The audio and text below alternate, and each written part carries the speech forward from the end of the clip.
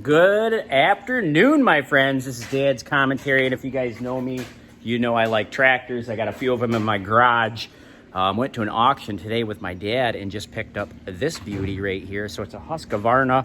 This is actually my dad's tractor, and I'm going to try to get it running for him. So if you guys want to hang out for this video, you can watch me troubleshoot it, see if I can get it going. So we will jump into it. And if you guys know anything about these old tractors, let me know, because I'm definitely always looking for tricks and tips to keep them running. Now, no, my video is not going to be a way for you to get your tractor running. Please don't use it for that, as I may bypass some safety switches to get it running, just to troubleshoot, make sure the motor runs and everything on that. So if you guys are new here and you like these videos, please drop a like. I'd appreciate it. And a sub so you catch all them notifications on my videos. All right, let's jump right into this tractor and look it over. All right, so this is a Husqavarna YTH 112014. Let me just back up a little bit, see if we can. Kind of zoomed in. So it's a big one. It's probably from the 80s or 90s. It's in really, really good shape, but it doesn't run. So when we bought it at auction, one of the things they said is good luck with this one. It has a bad wire harness and they don't make it anymore. So it was bought at a tractor dealership where they take them in trade-ins, and they do, they take them as trade-ins and then they auction them off at the end of the year. So my dad was excited about this one, he jumped on it, but we had no idea if it ran or not.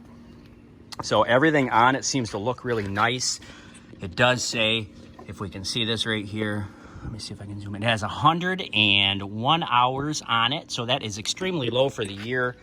Everything's in good shape. It has all its stickers. It's a yard tractor, hydrostatic drive. It does have the PTO up here. So we are going to try to start this and see what it does. One of the things they said they did was they did replace the battery to try to get a new battery in it. It does have a Kawasaki engine, so if the engine runs, that's definitely a good deal, just if the engine runs. So we do have power down here at our starter. We're gonna check this, make sure our power works here all the way up to our switch.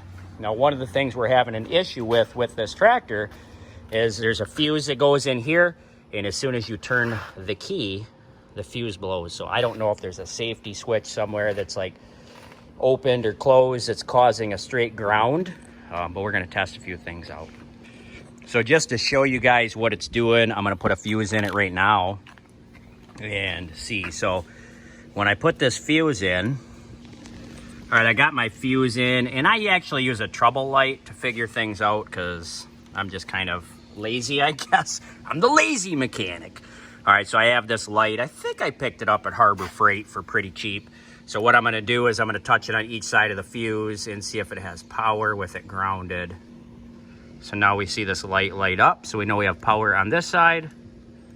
We have power on, so both sides are getting power. So power is able to run through this. I did put a 5 amp fuse in it. I do believe they said I needed a 30 amp fuse, but I tried a 5. So now I'm gonna turn the key, and the fuse blew as soon as I turned the key. So now when I check it, I have no power on this side, and I still have power on this side. Let's see if we can get it right. See, I still have power on that side. So I'll swap the fuse back out. I'll put a bigger one in. Let's see what we have right here. We'll put a bigger one in and see if it works, if it's just too small a fuse I put in. I mean, fuses are cheap, right? Let's see if it'll start.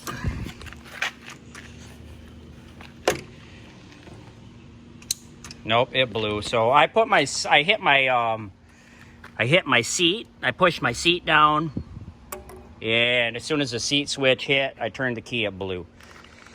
So we may have a bad key switch, but I'm pretty confident they said they replaced the key switch. So let's pull this plug out right here and see what we have going in this plug. So this is the plug to the key switch. What I'm gonna do is I am going to see where my hot is in my key switch. And the first one I put it in is my hot right there. So that is my hot. So I got power right here. I definitely have power. Now this power should be able to transfer to all these other powers right here in my key switch and send to the wires they need to send to. So one of the things I'm gonna do is I'm gonna put this in my hot. And again, I don't recommend you guys do what I do because it may be not the safest way to, to fix something, to troubleshoot. I've never been certified in any type of mechanic. Just always had to work on my own stuff growing up, and I just kind of know how current flows. So again, disclaimer, don't follow my videos to work on stuff. All right, so now I have wedged my light into my power, and now I'm gonna grab my ground, and I am going to hook it on an alligator clip ground wire. Again, I got from Harbor Freight. It's not the best, they'll burn up, but they will get the job done. So let me get this hooked on here, 2 alligator clips. And what I'm gonna do is, if there's ground in these, there's probably a dead short, in my opinion. First one I put it in, the light comes on. Second one I put it in, the light comes on. Light comes on. So every one of these, the light comes on. So if the light comes on in every one of them, that means there's a short somewhere. Well, where's the short? It's probably not in the key switch. It's probably in here. So now what I'm going to do is I am going to follow a couple wires back and see what I can unhook. So I'm going to unhook my lights right here. So this should have an all-time power. It should be power all the time, or it needs power going through it. But in my switch, it's almost like it's grounded, which is weird.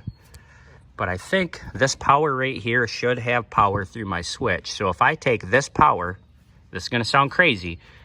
If I take this power and hook it to the battery with an alligator clip, I should get a little bit of power, but it may bypass, it may bypass every one of my safety switches, which means I'd be able to start this with the blades on.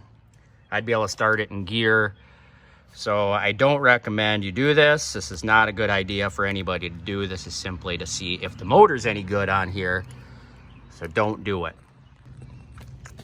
The other thing I want to make sure is that this is not grounded. So the way to do it is I need to hook it in here. All right, now that I have this wire, this is the one that goes to my lights. So this side would be my lights. This would go to the switch. So when the key's on, this should have power all the time. So something in here, in the key switch, should jump to this bottom one here, giving me power all the time, which would also allow me to start the tractor. So what I'm gonna do is I'm gonna take this jumper I got at Harbor Freight, and I'm gonna put it on the direct power of the battery. Hopefully it doesn't start a fire. So now I heard something kick on in the motor, which I think that's what's gonna give me spark. I look up on my dash, and my dash light's lit up. This is where it gets real interesting. I hear it clicking. My key's unhooked. My dash is on. Make sure my blades are off. So I can't start it now. So I don't recommend this. Now what I'm gonna do is I'm gonna take another jumper right here. I hear it clicking in my dash. All right, so what I'm gonna do, don't do this. Don't do this. Don't do this. Oh, I hope it's not in gear.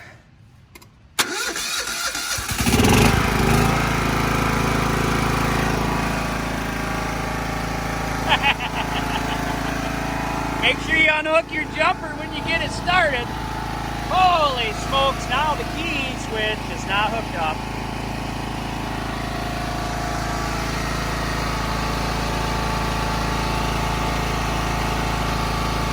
Well, let's see if the blades kick on.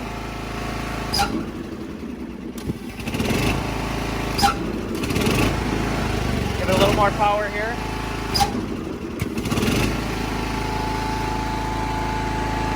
Bring them up a little bit.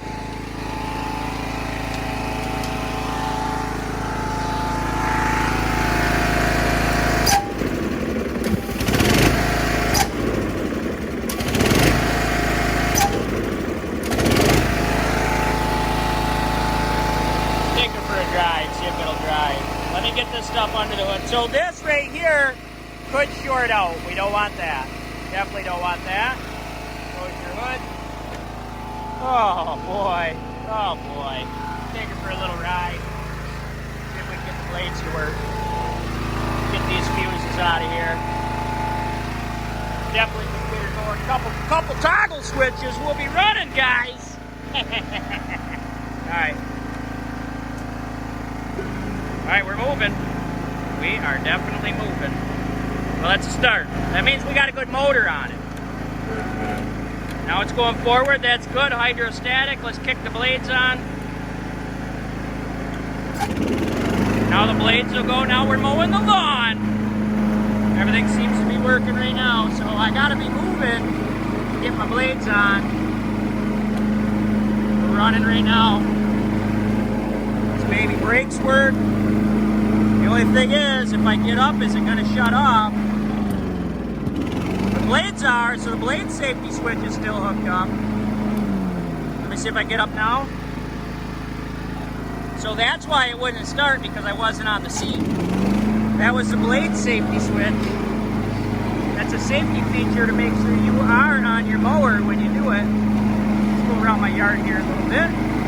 Perfect. Doing a nice little cut. Down the side there. Let's lower this down. So the safety features are working. I don't know what I got going on. If you guys know, let me know. We're mowing right now.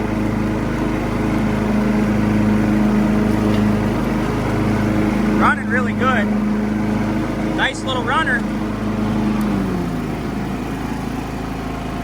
What we're going to do, so I have no safety features right now to stop it. So a lot of times when you have your clutch pushed in, that's the only time you can start it, or when you get off, if you lift your seat. But my seat hooks to the blades, so they won't start without the seat. I put my foot up here, now they kick on. So you got that safety feature, but man, let's look around at it. It sounds quiet for a mower. Definitely runs nice and smooth. It drives like a new mower, so all in all, I think my dad got a great deal. We just got to figure this wiring out here. If you guys have any ideas, please let me know. But other than that, this baby's a beaut. So definitely do some work around the yard, I'll tell you that. Got some power.